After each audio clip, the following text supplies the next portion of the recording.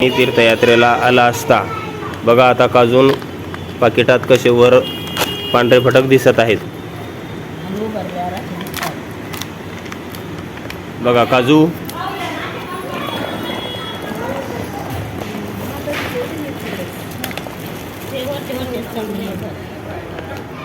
सर्वांना विनंती आहे, जे जे तीर्थयात्रेला येतात त्यांनी कृपया हे काजू घेऊ नका. वरून तीर्थयात्रेला म्हणजे वरून काजू असे दिसतात,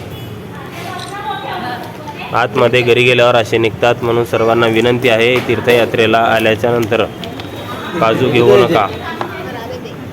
कोणार्क भुवनेश्वर या ठिकाणी घेतलेले काजू आहेत. कोणार्क भुवनेश्वर या ठिकाणी घेतलेले काजू. हे दुसरं पाकिट बघा.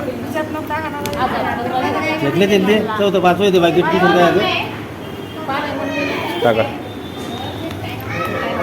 काजू काजू काय रे?